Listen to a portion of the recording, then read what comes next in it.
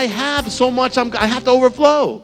If you're in God, you have to be someone who is giving. And that's joy. You've got something here. Messiah came in this world. He said, I didn't come to get served. I came to serve. And they say, well, no, I don't want to have to do that. No, it's the opposite. It's an abundant life. The one who gives is the one who's rich. The one who has to take all the time is the one who's miserable.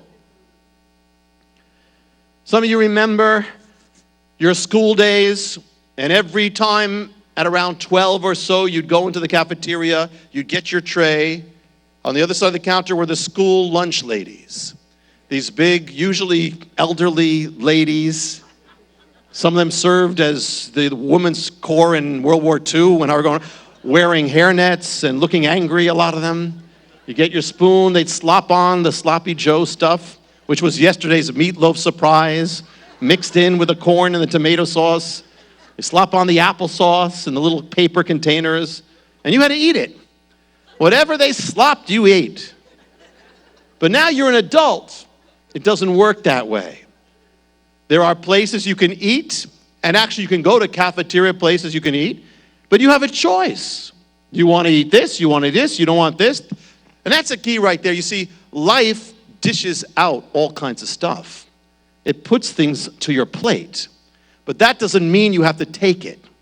It doesn't have to become part of you. It doesn't have to become part of your heart. No matter what people do, what the enemy does, what they dish out, it doesn't have to determine your joy or your lack of joy if you don't let it. For most people, their life determines who they are, how they're doing. In their circumstance, you know it. You say, how you doing? And they'll say, well, I'm not doing good. Why? Well, then they start telling you all about their circumstance. How you doing? I'm doing good. Why? Because your circumstance. But you know, by doing that, what we're saying is our circumstance is going to determine how we are. But it's not supposed to be like that in God. How you doing? Despite my circumstance, I'm okay because he's okay. And so I'm okay. Life dishes out a lot of things, but you don't have to take it into your heart. You can move your plate away and let it go on the floor. Because when junk comes, it's not supposed to go in your heart. So this is what they are. They've got their own problems. I'm not going to dwell on that. Because I don't want to get into that. People hurt you. People wounded you. People betrayed you. You don't have to let it become part of your life. People abandon you. That's their problem. It's not your problem. People mistreated you. That was their problem. It doesn't have to be your problem if you don't let it. You don't let it stay there. Don't let it go into your heart. You know, the Bible says, when it speaks about prophecy, it says, test everything. Any prophetic word, test it, but hold on to what's good. Cling to what's good. In other words, but what does it say about what's bad? It doesn't say anything. Hold on to what's good. The other things that are bad, let them go. Let them go away. And that's true not just for prophecies. That's true for life. Hold on to what is good. Test all things. Know what's good and what's bad. But hold on to the good. Cling to what's good. But don't let the other stuff stay in your heart. Remind your soul every day. Give thanks every day for the blessings of God.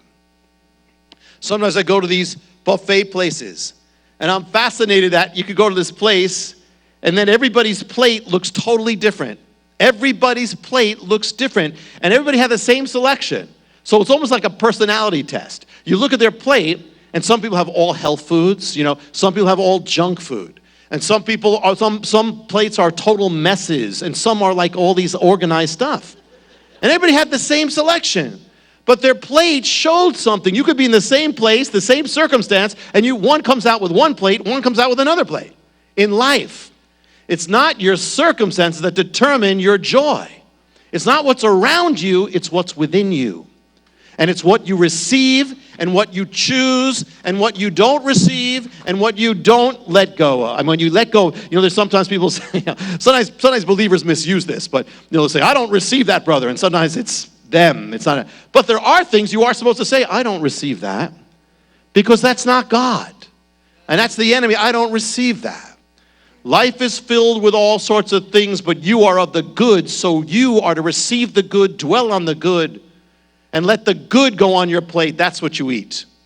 Life is filled with all those things in the same way, and not just to reject the bad. There are blessings, and you have to, if you are choosing the good, you have to take the blessings and receive the blessings and receive God's love and dwell on God's love. Recognize your blessings, give thanks for your blessings, dwell on those blessings. In the end, that'll be your plate. To fill your plate with those things. Let your heart contain the good, and that's what's going to be there. You know, another secret of contentment, you get the word from contentment, you get the word container or contain, continent. It means something inside there. And in the nation of God, they would go to meet God in a tent that would contain, it would be all blocked off from everything else, the tabernacle, which later became the temple. And they had to dwell in God's presence. And the secret of being a life of contentment is to always put first in your life dwelling in his presence. Because the most important thing in your life is not what's outside you. It's what's within you with God. And if that's strong, you get a strong inner life, you're going to be able to withstand anything going on around you. I mean, the temperature outside might be terrible, but inside you're so full of God, it doesn't matter. It's going to be an antidote to all the junk. The treasure on the inside, but we have this treasure in earthen vessels. We have the glory of God. We got to strengthen that. The more you do, the less you're going to be shaken, because what's inside is not touched. If a man has a fortune on the outside, but he's got nothing on the inside, he is poverty-stricken.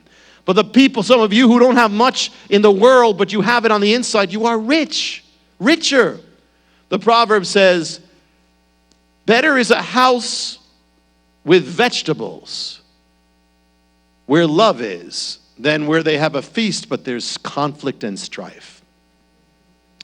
Why? Better is where there's vegetables. That writer of that proverb, probably his mother forced him to eat vegetables. And so he's coming back now. Even better is that, like you grew up with spinach and canned asparagus and lima beans, and you were forced. But now he's saying it's better to have the vegetables and have love than to have riches and no love. God is love. What will make your life is love, not things. In the end of your life, the things will mean nothing at all, but the love will mean everything, or the lack of it. And when you're there, nobody, you hear this and it's true, people on their deathbeds are not saying, I wish I spent more time making money. They are, though, saying, I wish I spent more time with my family, or more time doing what I knew what was right with God. Every day, the one who dwells in love is going to dwell in